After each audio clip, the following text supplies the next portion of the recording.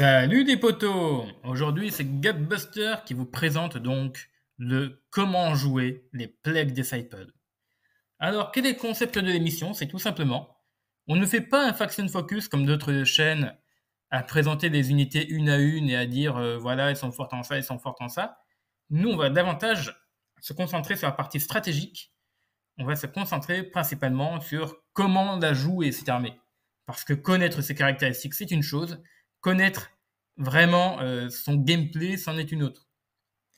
Et donc, pour comprendre une armée, pour savoir comment on la joue, il faut déjà comprendre ses caractéristiques. Et c'est le premier point dont nous allons parler, c'est les caractéristiques de l'armée. Alors, qu'est-ce qui caractérise une armée Plague Disciple? D'abord, nous avons des unités avec des tranches de défense et de qualité différentes. Nous avons du chaff pas cher et nous avons des unités d'élite, ainsi que des machines puissantes. Donc concrètement, qu'est-ce que ça veut dire? C'est qu'on a des zombies qui sont vraiment pas chers pour le coup. Nous avons des cultistes, nous avons des Mutated Brothers, des Mutated Greater Mutated, nous avons des Mutated Destroyers, donc nous avons un panache d'unités vraiment très différentes. Nous avons également tout ce qui est Plague Brother, Plague Destroyer, Plague et d'autres plagues, enfin des plagues dans tous les sens. Nous avons également des véhicules qui des fois combinent putride et régénération, donc des machines qui peuvent être redoutables avec la qualité du Space Marine et une défense de véhicules de plus, ce qui fait que c'est des machines assez qualitatives. Nous avons le putride de la plupart des unités et certaines possèdent aussi de la régénération. Et les héros peuvent octroyer la régénération à leur propre unité, ce qui fait des armées très résistantes. Nous avons une armée polyvalente, puisque c'est une armée Havoc Brother. Elle est capable de tout faire. Elle ne va pas tout faire très bien, mais elle peut un peu tout faire. Elle va jouer tous les aspects du jeu. Nous avons des destroyers que je note comme parmi certains des meilleurs destroyers du jeu. Parce que ces destroyers ont la particularité d'avoir en option des faux, qui sont un peu comme des haches énergétiques, mais un peu surboostés, parce que contrairement aux haches énergétiques qui sont PA-2, dégâts 3, les faux sont PA-4, dégâts 3. Donc pour taper du véhicule, c'est excellent. Pour taper du custodes, parfait. Et enfin, dernier point que je dirais dans les points forts de l'armée, c'est vraiment les possibilités de contrer la régénération, que ce soit contre du chaff ou contre des unités blindées. Nous avons beaucoup de poison, nous avons beaucoup de rending, donc nous pouvons contrer les plans de jeu adverses qui sont basés sur la régénération. Parlons maintenant de ce qui fâche un peu des points faibles. Donc déjà, nous n'avons pas de scout, contrairement aux autres armées. Il n'y a pas de moyen de prendre la table avant le premier tour. Donc chaque centimètre que vous parcourez sur une table sera un centimètre que vous devrez parcourir à la main, ou parcourir à pied néanmoins. Ensuite, nous en avons un peu parlé, mais voilà, c'est une armée qui n'excelle dans aucun domaine. Elle ne va ni faire excellemment un, ni faire excellemment l'autre. Elle va faire très bien à peu près tout, mais elle ne va pas non plus être excessive dans un domaine en particulier. Après, nous avons une faiblesse qui, pour moi, est quand même significative. C'est qu'il n'y a pas d'unité appartenant à des unités octroyant des capacités à leurs propres unités. Si ça paraît flou comme ça, c'est normal. Mais en gros, est-ce que vous voyez la bannière, le médecin, les figurines qui apportent des bonus à leur propre unité sans que ce soit des héros? Ben là, il n'y en a pas. Donc, toutes les aptitudes bonus que vous donnerez à vos unités seront des aptitudes que vous devrez payer avec un héros. Ensuite, nous avons une vulnérabilité face au rending des poisons adverses. Et oui, comme on est tenté de prendre la régénération, que ce soit sur du véhicule ou sur des marines, on va souvent payer la régénération, et du coup, quand on a du poison ou quand on a du rending, on se fait un peu avoir. Et après, dernier point, on paye une lourde taxe parce que nous avons la plupart des unités qui sont hybrides. Elles font à la fois du corps à corps et du tir. Donc, vous paierez le tir et le corps à corps. Contrairement à d'autres armées qui sont spécialisées en pur corps à corps ou pur tir. Eux, ils font un peu des deux. Donc, forcément, ça se paye. Maintenant, nous allons aborder les archétypes favorisés. Alors, c'est une armée polyvalente. Comprenez-moi bien que lorsque je parle d'archétypes favorisés, vous pouvez tout jouer en réalité. Vous pouvez prendre n'importe quelle figurine, vous dire « Ah, j'ai envie de jouer, par exemple, le Méta Brutus, il a l'air sympa. » Vous pouvez le jouer. Vous pouvez très bien jouer des unités qui ne sont pas beaucoup jouées chez les autres armées et vous faire plaisir quand même. Mais quand on participe à des événements ou quand on cherche à avoir du résultat, il y a des listes qui marchent quand même un peu mieux que d'autres et nous allons aborder le sujet avec d'abord l'archétype de l'élite qui est très apprécié par les joueurs d'Esgard. Je fais un petit clin d'œil à H parce que quand on joue des packs de 10 Marines boostés avec un héros qui leur donne la régène et avec des armes dans tous les sens, forcément, ça fait pas plaisir à l'adversaire d'avoir à affronter des armées qui cognent fort, qui tankent énormément, et contre qui finalement on n'a pas beaucoup d'options de dégâts pour les blesser. Donc, nous pouvons jouer du Marines, du Plague Destroyer en masse aussi, parce que les Plague Destroyer, mine de rien, ils sont quand même top 3 et peuvent envoyer de sacrées patates. Donc, c'est un peu à vous de voir. Est-ce que vous voulez de l'élite, mais avec un peu de nombre, ou de l'élite sans nombre du tout? C'est à vous de juger. Mais l'option autant armée principale, full Marines ou Plague Destroyer, c'est vous qui voyez, mais généralement, ça donne de très bons résultats. Les hordes.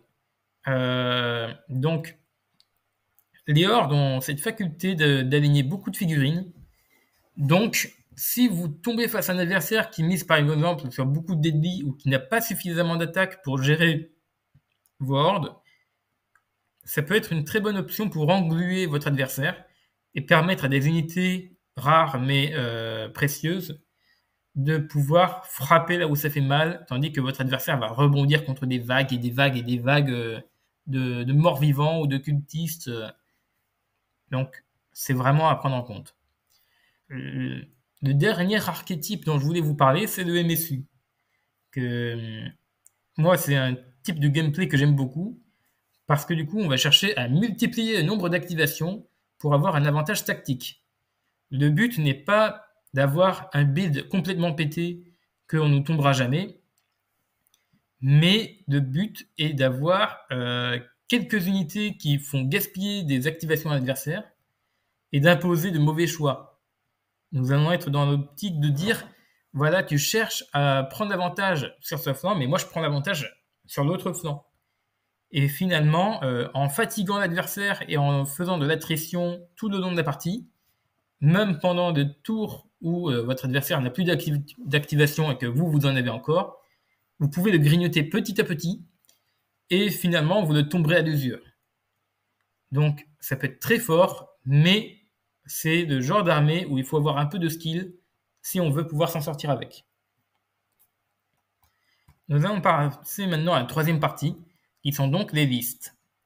Donc, la première liste que nous avons, c'est la liste élite. Donc, qu'avons-nous là? Nous voyons d'abord qu'il y a 2 unités de Plague Brother, avec un Plague Champion à chaque fois. Le Plague Champion aura Blessing of Plague pour donner régénération à son unité. Il y a énormément de plasma. Si vous aimez les plasmas, là, vous allez vous faire plaisir. Parce qu'il n'y a quasiment que ça. Il y a du plasma, un peu de Heavy Rifle, des points énergétiques. Donc, non seulement vous allez envoyer un paquet d'attaques, mais en plus, vous allez envoyer un paquet d'attaques PA-4. Donc, la plupart des unités du jeu ne peuvent pas résister juste à ce déluge de violence. Et nous avons aussi du répondant au corps à corps, parce que nous avons quand même 3 points énergétiques par unité. Donc ça fait 6 attaques AP4 en moyenne. Les armées ennemies ne vont vraiment pas apprécier de se faire autant maraver la tronche, même en vous attaquant au corps à corps. Il n'y a pas de bonne option pour contrer ce genre d'unité, parce que vous y allez avec une forte PA, vous allez rebondir contre le putride de la régénération. Vous y allez Avec du rending, vous allez vous ricocher contre la grosse défense des Plague Marines. Il faudra un 6 de temps en temps pour décrocher un PV, mais franchement, c'est pas non plus de la folie. Et en plus, nous avons une putride qui permet de, quand même, au cas où que l'ennemi arrive à passer notre défense, on peut se protéger un peu. Et également, les armes empoisonnées ne sont pas très efficaces parce que, encore une fois, la défense 3+. Et d'accord qu'on relance les 6, mais la défense 3+, est quand même énervée. Pour peu que vous soyez à couvert, l'adversaire ne vous fera pas grand-chose comme dégâts. Ensuite, en troisième unité, nous avons un Plague Destroyer Champion avec des Plague Destroyers, équipé avec les fameuses faux qui découpent des véhicules. Donc, le champion aura Chosen Vétéran et Blessing of Plague. Donc encore une unité très tanky que l'adversaire va vous maudire. Franchement, il va vous détester après ça. Vous allez non seulement faire beaucoup de dégâts, mais en plus vous allez beaucoup tanker. Et vous pouvez arriver de n'importe quel côté de la table. Donc votre adversaire va être très pénalisé par cette unité. Et en dernière unité, nous avons un Plague Fiend qui va être essentiellement là pour faire du dégât à longue portée. Il y a quand même un peu de saturation, il ne faut pas le sous-estimer. Et sa PA-2 permet de taper dans la plupart des défenses. En plus, le Plague Fiend, il a putride et régénération, ce qui fait que c'est une unité horrible à tomber.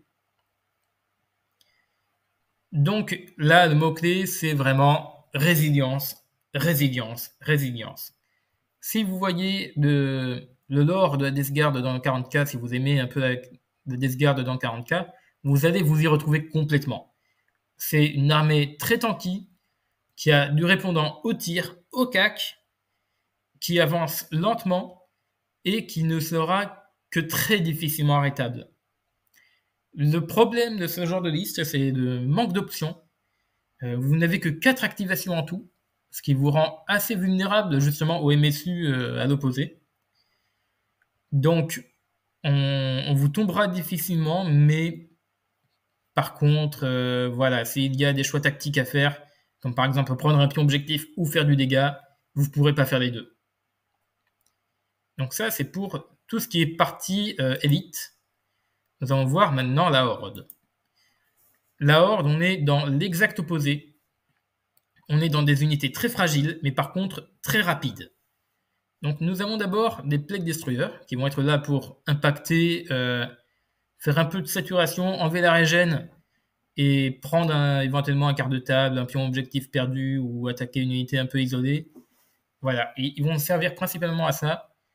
Nous avons notre force principale qui sont donc 2 packs de 20 Plague cultistes avec le Plague Champion qui va bien, qui leur donne Rings the Bell. Donc non seulement vos cultistes vont avoir un meilleur moral grâce au champion qui leur donne un moral 3+, on va avoir beaucoup d'attaques, souvent la PA-1 ou du rending. Et en plus, c'est des unités que si on les tombe pas suffisamment vite, ils vont vous arriver droit dans la tronche et ils vont vous faire très mal. Nous avons ensuite 2 unités de Greater Plague Mutated qui, franchement, dans ce genre de liste, ne coûtent pas très cher et font quand même très bien le café parce qu'ils tankent relativement bien avec leur TOF 3. Ils ont 4 attaques AP1 au CAC chacun, ce qui fait que déjà de base, ils ont de l'AP, ils ont beaucoup d'attaques et en plus, ils ont la mutation. Donc, ça commence à faire beaucoup de bonus et ça fait des unités qui, en fait, vont servir à nettoyer des unités un peu résilientes en face, faire des dégâts à droite à gauche, capturer des pions objectifs. C'est tout ce qu'on leur demande. C'est vraiment de très bonnes unités par rapport à leur coût en points. Pour finir la liste, nous avons donc un Plague Tank qui va être à l'arrière, qui va servir à détruire des véhicules ennemis. Nous l'équipons en full canon laser et lance-missile parce que notre but n'est pas de focus des unités genre de l'infanterie ou de l'infanterie moyenne, on est là pour péter des véhicules. Donc, notre armée est capable de gérer la plupart des menaces. Le Plague Tank répond à ce besoin de gérer les véhicules ennemis. Donc, le gameplay de cette liste, c'est... on est à la limite de Khorne ou de Slaanesh. On va droit dans la tronche. On fait très vite du dégât. On tombe assez vite quand même. Mais on envoie un paquet d'attaques monstrueux Et si jamais il y a des choses qui résistent un peu, on a quand même un ouvre-boîte avec le Plague Tank. Donc là, faut pas hésiter, faut foncer, foncer, foncer et infliger un maximum de dégâts avant que l'adversaire nous inflige des dégâts. En dernière liste, nous avons donc le MSU, le genre de liste que j'adore jouer. Donc nous avons d'abord 2 unités de Plague Zombie qui vont servir à concrètement fatiguer l'adversaire, faire gaspiller des activations adverses et tanker quelques dégâts. Éventuellement capturer un pion objectif ou deux, on ne sait jamais, ils peuvent faire la surprise. Ensuite, nous avons une unité de Plague Champion avec des Plague Brothers. Nous équipons le Plague Champion avec le pistolet plasma et l'énergie axe pour compenser les faiblesses des Plague Brothers. Et les Plague Brothers ont donc un Plague Launcher parce qu'une arme spé, ça mange pas de pain, ça permet de faire un peu plus de dégâts, ça peut gérer un peu plus les hordes, donc c'est pas mal. Nous équipons un Plague Champion en Repair pour pouvoir soigner le gros papa que nous allons voir plus tard, qui va être la source principale de dégâts de votre armée. Nous avons un deuxième Plague Champion avec Caster 3 pour apporter des différents bonus, pour apporter également des malus adversaires ou soit infliger de très gros dégâts à courte portée. Nous avons pour l'accompagner encore une unité de Plague Brother avec le Plague Launcher et les Heavy Rifles. On cherche à faire de la menace à longue portée. 2 unités de Plague Destroyer avec les faux, parce qu'on ne le souligne jamais assez, mais les Plague Destroyer, c'est vraiment la vie chez les Plague Disciples. C'est vraiment les unités qui vont gérer les véhicules adverses de manière la plus efficace en rapport points et destruction amenée chez l'adversaire. Nous avons ensuite une unité de Mutated Plague Destroyer qui va être là pour faire un peu occuper l'ennemi, dire voilà, je te menace un peu, j'ai un peu de PA, fais attention, j'ai beaucoup d'attaques, je te fais de d'ambush. Il est là concrètement pour casser les pieds, mais c'est clairement pas la menace principale de votre armée. Il va être juste là pour embêter là où ça embête. Nous finissons la liste avec un Plague Fiend, qui a donc le Twin Ecto-Canon, pour apporter du dégât justement contre ces unités d'élite un peu casquées, genre les Prime Brothers, les Battle Brothers, les Custodes, des armées avec une grosse défense. On pense entre autres aux Immortels chez les Necrons. Donc lui, il va apporter une source de dégâts conséquente avec ses 4 attaques PA-4, Blast 3. Donc lui, il va gérer plutôt des hordes résistantes, des unités d'élite qui ne veulent pas mourir autrement que par une forte PA. Le Plague Fiend a en plus Putrid des régénérations, 12 PV. C'est un monstre. Il va être dur à tomber. C'est vraiment votre unité coup de poing de l'armée.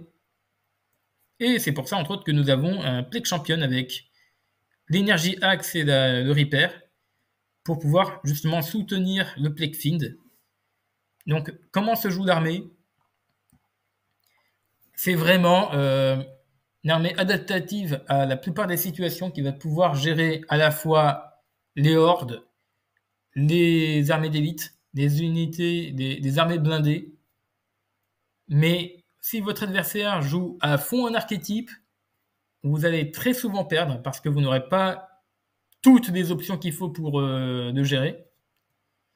Mais face à la plupart des ennemis, vous allez quand même relativement bien gérer l'adversaire. À chaque fois en ayant un peu plus d'activation que lui, à chaque fois en disant là je joue sans que tu puisses riposter ou tu vas riposter très difficilement. Si tu me tues une unité, c'est pas grave, j'en ai plein d'autres.